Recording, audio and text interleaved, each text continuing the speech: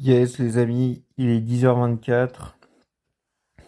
On est fatigué du match qui s'est déroulé hier, qui était une véritable bataille de Verdun.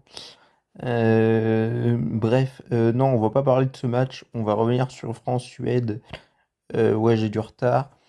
En vrai, ça va être l'occasion de parler du match de la Suède, de leur Coupe du Monde et de revenir un peu sur les perfs individuels côté français parce qu'on est clairement sur des individualités qui ont complètement bonifié un collectif. Donc franchement, rien à dire, quoi. Rien à dire de négatif, quoi. Trop côté français. Euh, on va commencer par l'équipe de Suède. Qu'est-ce que j'ai à dire sur eux? Oui, globalement, bon match défensivement. L'énorme questionnement que j'ai autour d'eux, c'est pourquoi n'avoir rien tenté offensivement dans le dernier quart d'heure de la première mi-temps, où ton jeu a simplement consisté, pardon, à dégager des ballons, voilà, sans recherche de ton numéro 9. En tout cas, dans la position sans recherche de ton numéro 9 véritablement. Donc pourquoi ce choix-là? Alors que je pense que si ils avaient proposé quelque chose offensivement, au vu de comment ils tenaient défensivement, je rappelle que le but intervient en fin de première mi-temps, je pense que ils auraient fait douter les Bleus. Euh, voilà, s'ils avaient proposé quelque chose. Euh, et ils auraient pu voilà, faire trembler les genoux des Français en deuxième mi-temps, même à 1-0 pour l'équipe de France. Voilà, on sait jamais, sur une contre-attaque, sur une action construite en une touche de balle, on peut toujours égaliser ou mettre le but du 2-1, voilà, à un moment donné. Donc je suis assez sceptique sur cette tactique qui a clairement été décidée par les joueurs, à mon avis, et pas du tout par le coach, de dégager tous les ballons sans aucune construction à partir de la 30e. Voilà, et à mon avis, c'est ça qui les met dans le gaz pour le reste du match. Euh, voilà, voilà. Non, qu'est-ce que je voulais dire? Ouais, sur la Suède, est-ce que je voulais rajouter quelque chose? Euh, j'ai vu qu'il y avait des interrogations sur la liste de Potter en amont de la Coupe du Monde. Peut-être que dans cet effectif, j'ai pas trop regardé les joueurs qui manquaient dans la liste. Enfin, j'ai regardé vite fait. Peut-être qu'au final, ça me manque un peu de joueurs chiens de la casse, de joueurs défensifs. Alors quand je dis joueurs chiens de la casse, bien évidemment, je ne parle pas d'un remake de joueurs paraguayens, évidemment. Mais voilà, peut-être que ça manque de joueurs un peu agressifs côté suédois dans cette liste et que tu empathies face à des équipes plus fortes. On l'avait déjà vu face aux Pays-Bas en poule. Euh, on le revoit face à l'équipe de France. Et même face au Japon, ça avait manqué visiblement. Enfin, visiblement, oui, ça avait manqué. Donc voilà, questionnement sur la liste de Potter. Et ça aussi, je pense que ça les met dans le gaz pour le match. Euh, donc voilà, sinon pas grand-chose à dire sur le match globalement, qui est le match auquel on s'attendait. On va passer aux perfs individuels en commençant par les Suédois. Alors c'est vrai qu'au tout départ, quand je vois que c'est ton deuxième gardien qui est titulaire, pendant 2 secondes, j'ai un bug. C'est quand même assez couillu, entre guillemets. C'est ma pensée sur le coup de changer de gardien en pleine phase finale. Mais, enfin, en tout cas, en entame de phase finale. Et puis je me suis souvenu que c'était le gardien de Derby County, que pour suivre un peu la deuxième division anglaise, c'est effectivement pas un mauvais gardien. Alors le premier est peut-être plus en phase à communiquer avec ces défenseurs-là, mais en tout cas, il s'avère que c'est sûrement un meilleur gardien que le premier, Nordtveit, et en plus, il est rodé à ce genre de match en championship, et bon, ça lui a clairement donné raison. Euh, Ça lui a clairement donné raison. Et oui, en plus, Derby Country est pas loin de la montée cette saison. La saison dernière, et c'était déjà lui dans les buts. Et c'est clairement l'homme du match côté suédois. Il a fait des parades absolument incroyables. Et voilà, voilà, il a fait des sorties à la main, des dégagements à la main intéressants. Donc voilà, clairement le bon choix côté suédois et gros big up à lui parce que il fait un gros match. Euh, Gudmundsson, très attentif défensivement. Super match défensivement, rien à dire, costaud. Maintenant, peut-être qu'il y a une ou deux relances qu'il peut effectuer un peu mieux. Vous allez me dire une ou deux relances, c'est pas grand-chose, mais dans un match où tu es complètement acculé face à l'équipe de France, que t'as pas beaucoup le ballon, bah au final ça fait beaucoup quoi. Mais gros match dans l'intensité pour Gudmundsson. Lindelöf, bah en fait idem que Gudmundsson, hein, franchement voilà. Lagerbielke, pareil. Franchement, ils ont super bien communiqué les trois. Alors, par moment, il y avait peut-être un peu trop de tension chez eux. Ils étaient peut-être un peu trop tendus. Ça a peut-être émané sur les milieux de terrain. C'est peut-être la chose à améliorer, être un peu moins tendu dans les attitudes non verbales, histoire de pas comment perdre toute la totalité de ton groupe mentalement. Et c'est peut-être le petit défaut côté suédois, c'est qu'on a vu des défenseurs centraux parfois un peu tendus, cherchant le regard de l'arbitre. Bon, quand je dis parfois un peu tendu, on est vraiment sur du petit détail, hein, parce qu'on n'a pas vu des Suédois ultra tendus, des défenseurs centraux ultra tendus. Mais voilà, c'est peut-être le genre de petit détail que tu peux améliorer pour passer un step supplémentaire si tu te retrouves dans ce genre de situation, mettons au prochain Euro, quoi. Voilà. Sinon, oui, titularisation de Stroud, qui est un peu ce chien de la casse qui manquait à la Suède en phase de poule, assez logique. Et franchement, il a été bon. Voilà, maintenant, peut-être un peu pareil que les défenseurs, c'est-à-dire un peu trop de tension dans le langage non verbal. Voilà. De l'autre côté, Svensson, super match. Il n'a pas loupé beaucoup de passes. Donc ça, c'est quand même à mettre à son crédit. Et super match défensif. Malheureusement, ça aura pas suffi. Sans doute parce que, contrairement au Paraguayen, son petit bémol, c'est peut-être un manque de vis. Voilà. Sinon, Ayari, euh,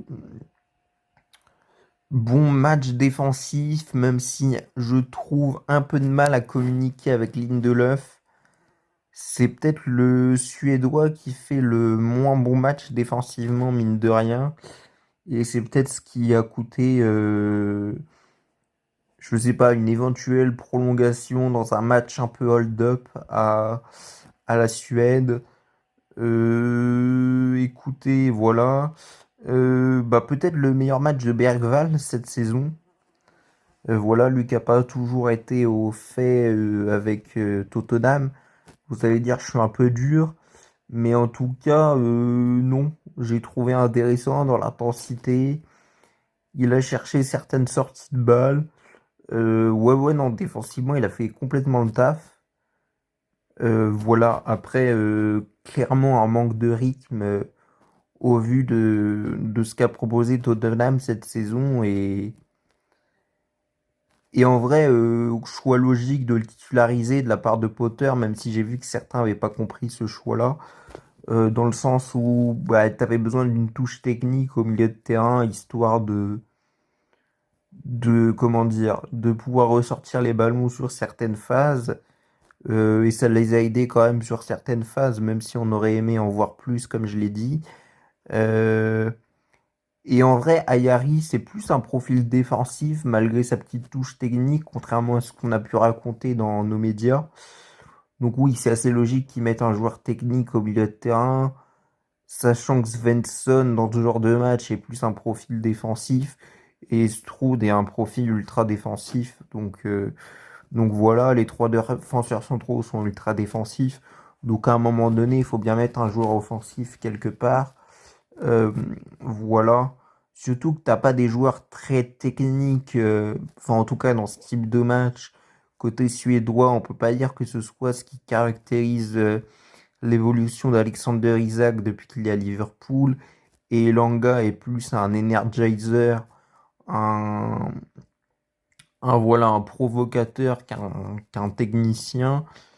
Donc finalement, technicien pur, bah t'avais que Bergval et Gyökeres qui par moment est capable de d'orienter un peu le jeu, voilà, et de faire des contrôles orientés. Mais sinon, t'avais pas grand-chose et c'était fort logique face à une équipe de France très offensive. Euh, Non, non, bon match de Alexander Isak. Maintenant, le problème que j'ai, c'est qu'il est en méforme physique, quoi. Donc, en fait, il a disparu à la 50e. Et voilà, et du coup, t'as un peu défendu à 10.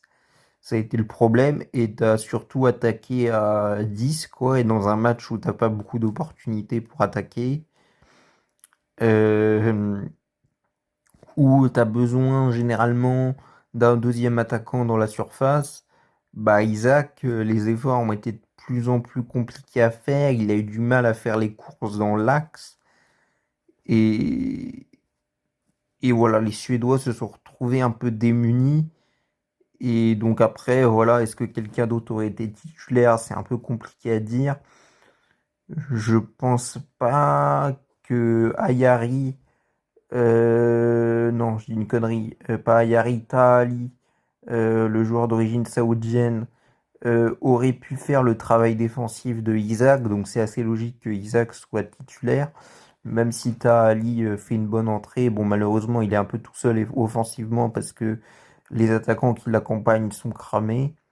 Mais bonne entrée dans l'engagement, même si j'aurais aimé, pareil, un peu plus de vice de sa part. Donc voilà, je pense qu'il voilà, il aurait pu un peu plus exagérer, voilà, certains mouvements, on va dire, offensifs, histoire de faire douter les Français. Bon, après, on est sur du détail.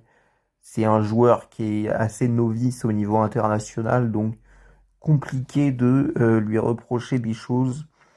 Voilà, mais il a tenté des sorties de balles et tout. Euh, donc voilà, oui, Isaac titulaire, complètement logique. Énorme travail défensif d'Elanga. Il a essayé des trucs offensivement, vous avez vu, dans le style classique qu'on lui connaît.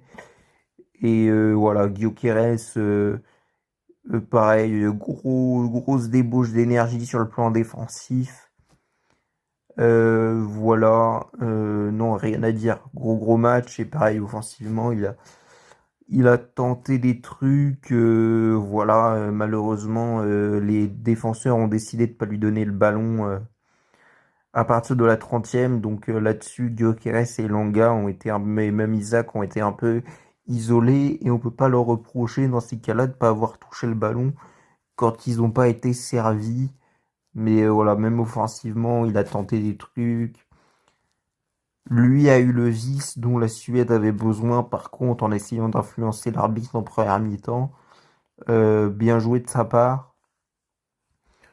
Maintenant, sur les remplaçants suédois, j'ai pas grand-chose à dire puisqu'ils se sont mis dans le tempo du match et qu'ils ont fait le taf vraiment à l'image de leurs remplaçants, à l'image ouais, des joueurs qu'ils ont remplacés, donc pas grand-chose à dire. À part que Zenelli est peut-être pas le bon profil pour que les Suédois passent véritablement un step en Coupe du Monde. On rappelle que le dernier quart de finale en Coupe du Monde des Suédois, je crois que c'était en 58. Peut-être qu'un autre profil de joueur aurait été mieux dans cette Coupe du Monde que Zenelli, même si, attention, il fait une bonne entrée. Voilà, si vous vous interrogez, oui, c'est le frère de Zenelli, le joueur qui jouait à Reims et qui, lui, a choisi la sélection kosovare. Mais voilà, pas mauvais match de sa part. Euh, on va passer côté français, maintenant sur les perfs individuels. Mike Maignan, gros match à relance, que ce soit à la main ou au pied. De toute façon, c'est un des meilleurs gardiens quand il est en forme en termes de relance à la main, mais en termes de relance au pied, voilà, c'est top 3 gardiens, je pense, du monde.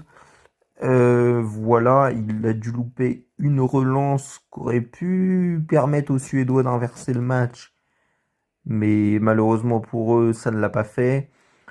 Sinon, arrêt qu'il faut faire, présent sur sa ligne, euh, sortie dans les pieds impeccable, géreur de défense complètement incroyable. Enfin, de toute façon, on le voit déjà à l'AC Milan. C'est sans doute cette saison le meilleur gardien dans ce rôle de géreur de défense. Même si parfois je suis un peu dubitatif sur sa communication avec Saliba, c'est peut-être un peu le bémol pour le reste de la Coupe du Monde, en tout cas en sortant de ce match. Mais globalement, je trouve il est quand même fort. Voilà, il a complètement apprivoisé Digne et Koundé et complètement Upamecano, alors qu'à leur début en équipe de France, la communication était un peu compliquée. Mais voilà, il fait les arrêts qu'il faut. Et c'est quand même un des rares gardiens où à la fin de saison, tu te dis, est-ce qu'on peut ressortir 3 boulettes de Mike Maignan? Et non, en fait. Cette saison, voilà, j'ai le souvenir de 2 grosses boulettes qui font un peu de mal à l'AC Milan, mais il leur a sauvé tellement de points et tellement de moments cruciaux dans la saison que c'est un peu compliqué de lui reprocher ça. Mais voilà, c'est pour ça que c'est pour moi le meilleur gardien du monde, c'est parce qu'il fait des arrêts complètement incroyables, complètement fous, dans des moments complètement chauds, dans des moments cruciaux, dans des fins de match, dans des fins de mi-temps, dans des moments où l'équipe adverse commence à prendre euh, le dessus physiquement. Donc Mike Maignan, meilleur gardien du monde et il le prouve encore une fois dans ce match. Jules Koundé, on a vu de l'engagement physique. Contrairement au premier match face au Sénégal, et ben écoutez, passe réussie, cassage de ligne, voilà, il a été dans le rythme du match. Voilà, génial, Jules Koundé. Lucas Digne, franchement, ouais, franchement, non, il a été fort. Il a été fort. Pas de passe loupée, beaucoup de dédoublements, beaucoup de centres, beaucoup de présence. Voilà, des dribbles réussis. Euh, Défensivement irréprochable, super cadrage des joueurs adverses. Euh, voilà, engagement physique. Il en a mis une couche supplémentaire par rapport à ce qu'on peut voir d'habitude. Déjà que physiquement, c'est un joueur qui se laisse pas faire, qui est très très bon dans le duel. On l'a vu sur ces 2 dernières saisons à la Aston Villa. Voilà. Qu'est-ce que j'ai vu? Oui. Cassage de la passe par son cadrage aussi, ça il l'a fait. Retour défensif au milieu de terrain pour pallier aux absences entre guillemets de Tchouaméni. Donc voilà, gros match de Lucas Digne. Sinon, Saliba ou Upamecano, bah solide dans les duels. Surtout dans la couverture, prise d'infos, anticipation complètement folle, c'est-à-dire la vitesse où ça prend les informations, c'est complètement fou. À la relance, ça a été incroyable. Communication entre les deux, absolument parfaite. Upamecano, leader dans le replacement de Jules Koundé. Saliba, leader de toute la défense et même du milieu de terrain sur les phases où il fallait défendre. Super communication avec Chouameni. Donc là-dessus, Saliba, il a complètement progressé. C'était un peu le bémol qu'on pouvait mettre sur lui, que ce soit Arsenal ou en équipe de France. Et là, il a complètement passé un step. Et voilà, ils ne sont pas rentrés dans le jeu de provocation de Gyökeres. Euh, voilà, ils sont venus descendre au milieu de terrain quand il fallait mettre la pression sur les attaquants suédois. Saliba a fait ça super bien. Il est venu récupérer des ballons au milieu de terrain pour clairement angoisser et faire peur aux attaquants suédois. Donc voilà, super de leur part. Adrien Rabiot, quel match de papa. Euh, Défensivement, il a tout fait. Dribble intelligent, dribble court pour sortir du marquage. Euh, super, super espacement à la sortie du dribble. Voilà. Euh, Demande de ballon toujours dans les bonnes zones. Voilà, dribble dans le tempo, toujours au moment du replacement du défenseur central qui était dans sa zone. Donc super, super passe, tentative de frappe intéressante, course complètement folle. Il n'a pas loupé un retour défensif. Euh, Enfin, si, peut-être un moment donné qui est préjudiciable pour l'équipe de France. Mais grosso modo, il s'est rattrapé. Il a défendu sur deux joueurs en même temps, un peu comme Victor Wembanyama Prime. Euh, Capacité à relancer tout de suite après la récupération complètement folle, mais c'est pas parce qu'il a des jambes, c'est qu'il a des tentacules et il a une capacité à rediriger ses épaules pour faire la passe à une vitesse absolument folle. Et, euh, et voilà. Et finalement, est-ce que Adrien Rabiot est pas le meilleur dribbleur de ce mondial en termes de choix de dribble? Je pose la question et je vous laisserai répondre en commentaire.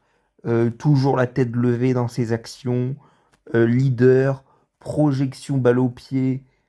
Par moment, en première mi-temps, il a été complètement fou dans ce domaine-là. Voilà, il a limite joué comme un numéro 9 comme un ailier, quoi. Donc complètement fou. Même si en termes de projection balle au pied, j'en attendais plus en deuxième mi-temps quand même. Mais il avait tellement fait d'efforts, en tout cas sur les 60 premières minutes, que c'est un peu compliqué de lui reprocher. Voilà, mais énorme là-dessus. Ouais. Chouameni. Chouameni, qu'est-ce qu'il y a à dire sur Chouameni? Bah, Chouameni a fait du excellent Chouameni et il a prouvé que en termes de milieu défensif pur, c'était peut-être le meilleur du monde à son poste quand il était mis dans les bonnes dispositions, contrairement au Real Madrid. Voilà. Chouameni. Qu'est-ce qu'il a fait de bien? Euh, Passe excellente, récupération, qualité d'anticipation complètement folle, il a tout anticipé.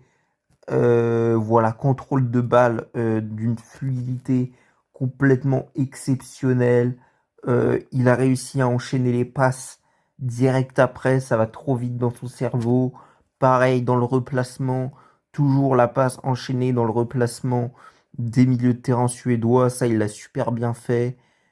Euh, et puis voilà, ouais, dribble extérieur d'une vivacité complètement folle.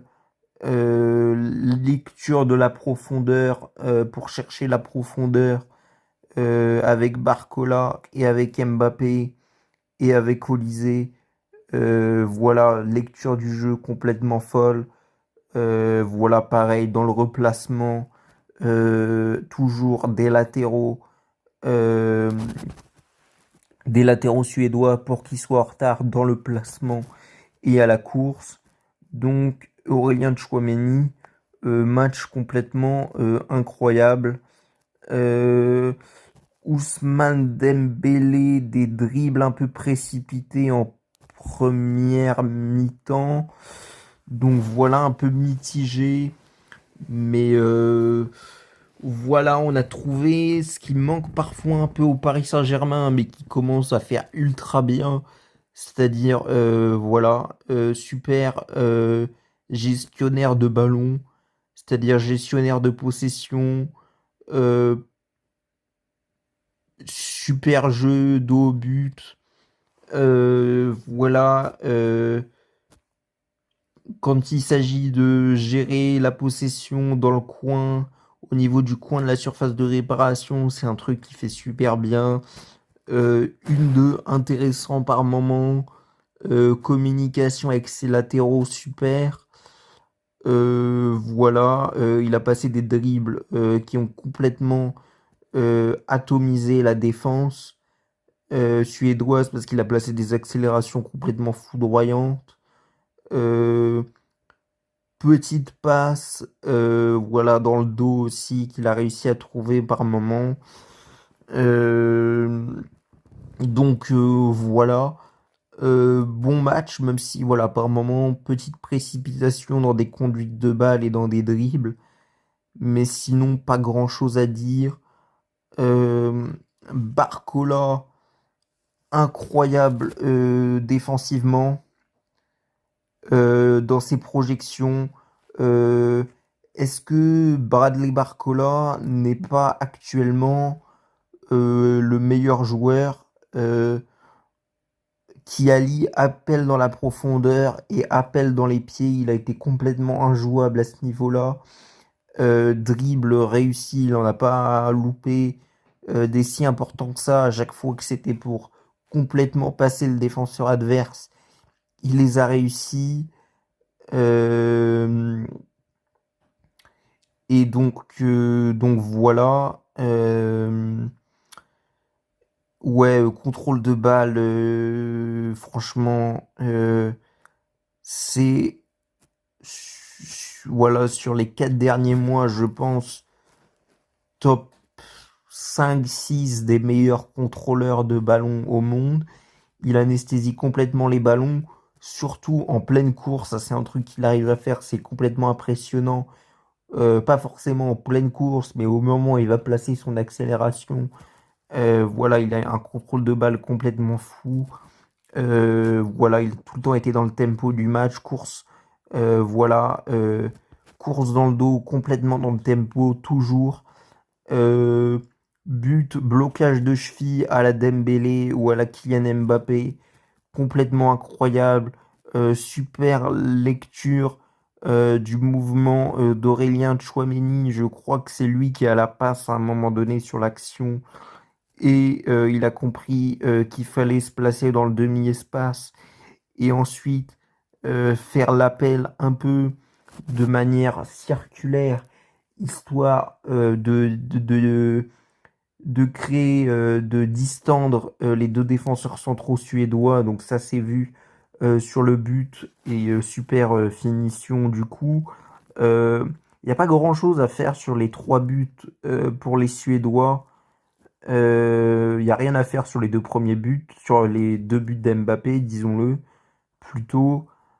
Par contre, sur Barcola, je sais plus qui c'est Lagerbilk. Non, c'est Lindelöf. Lindelöf, voilà, qui manque légèrement d'anticipation. Et comme il va très très vite dans l'enchaînement du contrôle, voilà, il n'a pas assez anticipé la frappe. Il l'anticipe mais pas suffisamment. Donc voilà, c'est un peu le défaut sur le but. Et malheureusement, j'ai l'impression que voilà, toute l'équipe voit que Lindelöf a été très très légèrement en retard. Et c'est ce qui leur met la tête dans le seau définitivement, ce but de Barcola en début de deuxième période. Michael Olise, homme du match, sans doute, parce que en plus de son match offensif incroyable, moi ce que j'aimerais souligner, c'est son putain de travail défensif à la récupération. Euh, il a réussi tous ses dribbles, enchaînement, contrôle, dribble. Il n'y a pas un joueur qui va plus vite que lui actuellement. Mais c'est pas le bémol que j'avais sur son jeu. C'est parfois dans le tempo de ses passes, il a ralenti un peu parfois le jeu. Et là, il a été complètement dans le tempo. Où tu peux pas faire plus dans le tempo. Il a été complètement fou. Euh, il a trouvé des passes complètement incroyables dans les espaces. Euh, voilà. Voilà, l'exemple parfait, c'est son but, c'est le troisième but. La passe sur Mbappé, elle est absolument exceptionnelle. Voilà, des passes cachées comme ça au milieu de terrain, il en a fait 60 000 dans le match. Et ça a complètement distendu les milieux de terrain suédois. Engagement physique, placement toujours excellent. Il a gagné tous ses duels. Enfin, tous ses duels, non, il en perd un ou deux, mais franchement, il n'y a pas grand-chose à dire. Euh, voilà, peut-être un peu plus d'engagement physique dans les débuts de mi-temps. Ça, je pense que s'il y a un petit domaine dans ce mondial où il peut encore progresser, c'est son engagement physique dans les débuts de première mi-temps, même s'il en met déjà beaucoup, mais parfois, il pourrait en mettre un peu plus. C'est un peu le Olysée, un peu lazy qu'on voit par moment et que je peux lui reprocher au Bayern et qu'on voit même en dehors du terrain. Bon, après, c'est sa personnalité, on va pas lui reprocher, mais ça se répercute parfois sur le terrain. C'est le petit bémol, mais au vu de son travail défensif complètement incroyable, où il s'est clairement transformé en troisième milieu de terrain et clairement par moment en troisième milieu de terrain défensif, bah limite, Compagnie a vu que ça y est, maintenant Olysée pouvait dépanner en tant que milieu défensif si à un moment donné il avait un problème dans son effectif. Donc à ce titre-là, pas forcément le meilleur avec ballon à mon humble avis, dans le sens où Barcola, je trouve, a limite fait un match supérieur à lui. Par contre, oui, Olysée, homme du match parce que défensivement complètement incroyable. Euh, voilà, il a complètement suivi à la trace les joueurs suédois à l'entrée de leur surface de réparation. Il les a pas lâchés. Il est venu couper les passes. Il a anticipé les passes adverses à une vitesse complètement folle. Donc, gros big up à Michael Olysée et à Mbappé pour ses retours défensifs aussi. Euh, on a vu le Mbappé capable de redoubler les passes. Il a été incroyable. Voilà, là-dedans. Sinon, voilà, ça a été un mélange des trois attaquants derrière lui pendant tout le match. Euh, il a trouvé des appels dans les pieds, dans la profondeur, euh, à une vitesse complètement folle. Il a fait 46 000 appels contre appels et il les a fait à une vitesse. C'était déjà un poison complet dans le domaine. Là, il a encore progressé. Il le fait encore 1,5 en vitesse. Euh, 1,5 supérieur en vitesse, alors qu'il est complètement zinzin dans le domaine. Il a complètement rendu fou Ayari et Lagerbilk là-dessus. Appel circulaire dans l'axe du terrain, pareil, il les a rendus complètement fous. Euh, il a encore augmenté sa vitesse de pied sur les dribbles très très légèrement. En termes de vitesse pure, bon, bah on connaît, c'est le meilleur joueur du monde et encore de loin, même s'il y en a qui veulent le débattre, avec ballon ou sans ballon, il a encore progressé dans sa technique de course, très athlétisme, très 200 mètres. Voilà, et voilà, à ce titre-là, il fait un match complètement fou. La vitesse de dribble, de contrôle, de sortie de dribble, la puissance, la vitesse de la frappe, la vitesse à laquelle il voit le positionnement du deuxième défenseur central qui veut venir lui boucher l'angle de la frappe et il fait une espèce de feinte de hanche pour faire croire qu'il va venir frapper dans l'axe et au final il la frappe petit filet opposé. C'est complètement incroyable. Euh, Petit bémol, parfois dans le un contre 1, voilà, il se précipite trop dans le geste. Et sur le troisième but, il la met un peu trop proche du gardien. Voilà, il l'enroule. Et je trouve que sur ses passes un peu entrée de surface, et quand il enroule, ou quand il est en un contre un, sans opposition, et on l'a vu quelques fois dans le match, je trouve qu'il peut progresser dans le dernier geste, où parfois il a un peu trop tendance à suivre la ligne de son pied et à frapper plein axe. Mais c'est un peu le bémol des joueurs qui vont trop vite dans l'exécution. C'est-à-dire que dans le dernier geste, ils ont un peu tendance à faire la même chose et à fermer soit pas du tout le pied et du coup ça fait que le ballon bah, il part à côté, soit à trop fermer le pied et au final ça vient sur le gardien adverse.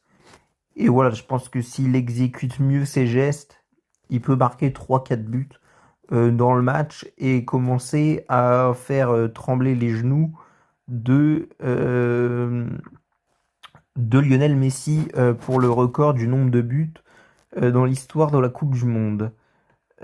Sinon, côté remplaçant, côté français, bah, Ryan Cherki et Mateta se sont complètement mis dans le rythme du match, même si Cherki a estimé apparemment qu'il aurait pu faire mieux.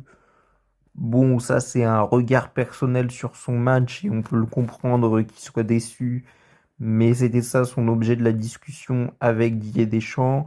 Doué, Malo Gusto, il n'y a rien à dire sur leur match. Et par contre, j'ai trouvé qu'en termes d'allant physique et de course, même si il rentre pas beaucoup de temps, il doit jouer les 6 minutes de temps additionnel, et il rentre à la 77e, donc il joue 9 minutes. On a retrouvé le Théo Hernandez de l'AC Milan et le Théo Hernandez qui était très bon jusqu'à jusqu'aux 3 premiers mois de la saison 2023-2024 et qu'on avait pu voir avec l'AC Milan avant qu'il parte en Arabie Saoudite. Et même on a retrouvé le Théo Hernandez simplement de la deuxième partie de saison en Arabie Saoudite, qui court, qui demande le ballon. Et donc ça j'ai trouvé de bon augure si jamais il doit rentrer pour le reste de la compétition. Et vu comment le match était chaud hier, heureusement que Didier Deschamps ne l'a pas fait rentrer parce que sinon ça serait parti en bagarre complet avec les Paraguayens.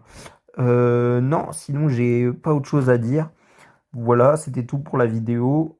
Prenez soin de vous. Elle est longue, mais on avait des choses à dire sur cette équipe de France. On se retrouve pour une autre vidéo dans la journée. On reviendra sûrement sur Pays-Bas-Maroc en long, en large et en travers. De toute façon, il y a beaucoup de fond dans mes vidéos. Donc voilà, posez-vous en écoutant ça en mode podcast et tout va bien se passer. À plus, bisous.